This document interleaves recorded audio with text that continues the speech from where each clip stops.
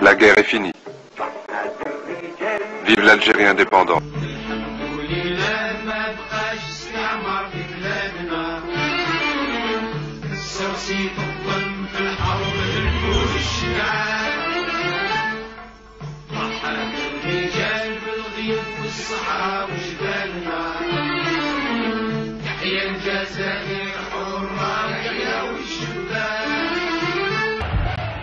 Après 132 ans de présence française, un nouveau pays est en train de naître. L'Algérie.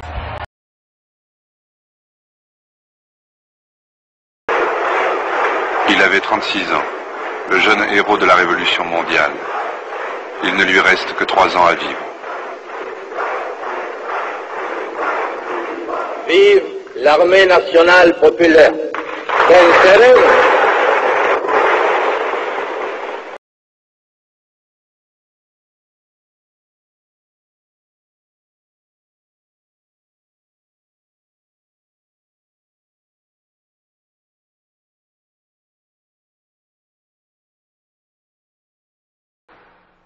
En février 1965, ultime étape, il arrive à Alger où il prononce un discours devenu fameux.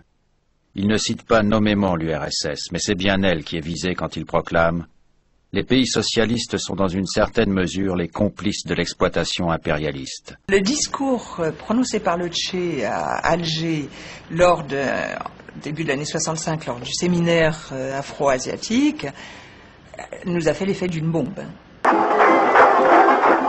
Nous sommes le 18 juin 1965. Ben Bella, en visite dans leur année, ne se doute de rien.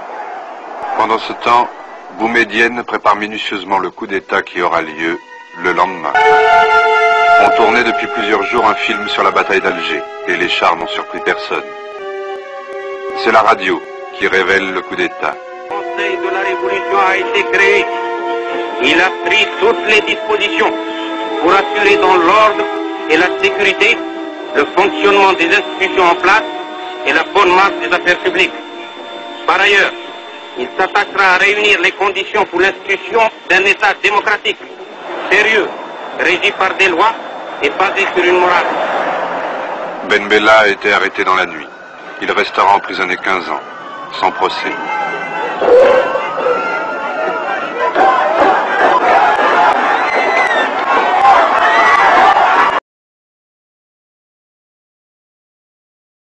En 1966, 11 mois après le premier tour de manivelle donné par Gillo Pontecorvo, les Algérois peuvent enfin découvrir sur les écrans cette bataille d'Alger dont ils sont les héros.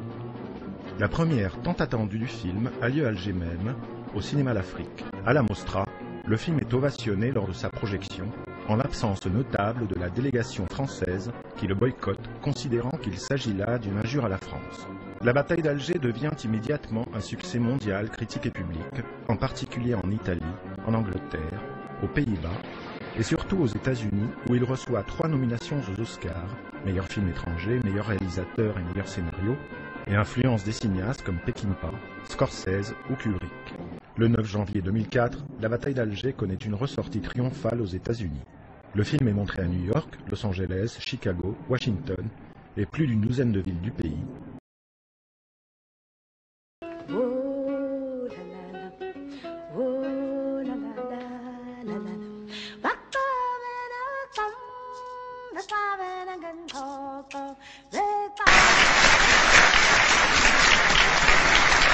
سيد الأمين العام لمنظمة الوحدة الإفريقية، أصحاب المعالي الوزراء، فهو أيضا ليس بعملية ترفيهية شاملة تلهينا مؤقتا عن مهامنا ومتاعبنا اليومية بقدر ما هو مشاركة بصفة مباشرة وفعالة بمجهود الجبار من أجل البناء والتشييد. Alors, au début de 1957, vous commandez la 10e division de parachutistes et vous êtes chargé de maintenir l'ordre. Est-ce que ça n'est pas finalement une mission plus policière que militaire qu'on vous confie à ce moment-là? D'abord, je ne suis pas chargé de maintenir l'ordre, je suis chargé d'essayer de le rétablir. Car l'ordre a été profondément troublé par une vague de terrorisme FLN. Dans dans la guerre moderne, dans la guerre révolutionnaire, quand l'adversaire, ce qui était le cas, emploie le terrorisme comme mode d'action essentiel, les forces dites de rétablissement de l'ordre sont obligées d'employer des procédés qui ne sont pas des procédés classiques des guerres conventionnelles. Est-ce que ça veut dire que dans la bataille d'Alger, vous avez transgressé les lois? Au début, oui, au début, je n'étais pas dans le... Je ne disposais pas de l'armature juridique nécessaire pour traiter un problème complexe dans une situation qui n'était pas dite une situation de guerre, n'est-ce pas? Alors, si le suspect ne parlait pas, mais les officiers qui en avaient qui s'en sentaient le courage et qui en avaient la volonté étaient autorisés à utiliser des méthodes de force, en particulier les génératrices de postes radio qui, au moyen d'électrodes appliquées sur le cœur, provoquent quelques chocs qui quand même sensibilisent les individus et les amènent souvent à être plus bavards.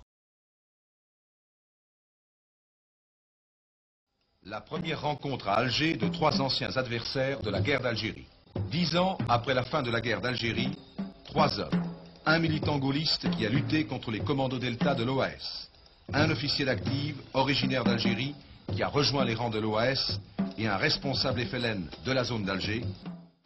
C'est au pied des montagnes du Sakamodi, là où la bataille fit rage, que la première confrontation entre ces 3 hommes s'est faite autour d'un méchoui, symbole de paix.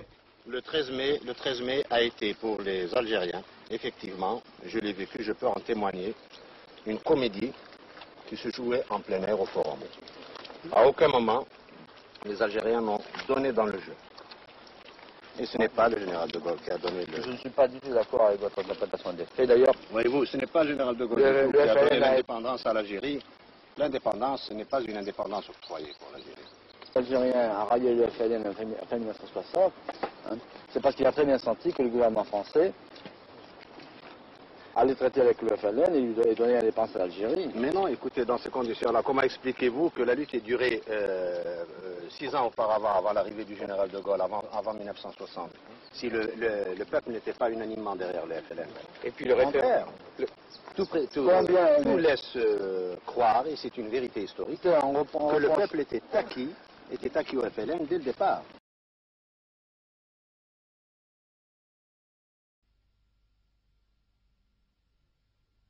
C'était le 6e sommet arabe, c'est sans doute le premier où semble apparaître une unité, malgré l'absence à Alger de l'Irak et de la Libye. Il semble en effet que les représentants des diverses nations arabes aient voulu d'abord faire apparaître leurs points de convergence plutôt que leurs divergences. Convergence de vue en ce qui concerne l'évacuation par Israël de tous les territoires occupés depuis 1967. Le roi Faisal d'Arabie n'a pas caché, par exemple, que la restitution de Jérusalem lui apparaissait comme une nécessité, sans préciser s'il s'agissait de toute la ville ou simplement de la ville arabe. Mais l'élément le plus important de ce sommet d'Alger est la reconnaissance de l'OLP comme seul représentant des Palestiniens. Yasser Arafat est le chef de l'OLP, l'organisation de libération de la Palestine qui regroupe les personnalités de toutes les tendances politiques. Arafat sera donc à la tête de la délégation palestinienne à la conférence de Genève.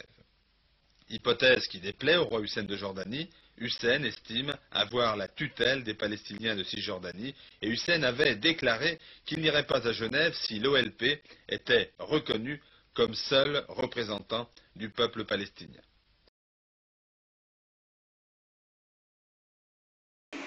Boumedienne prêche pour un nouvel ordre économique mondial. Et il prend la parole, au nom des pays non alignés, devant l'Assemblée générale des Nations unies.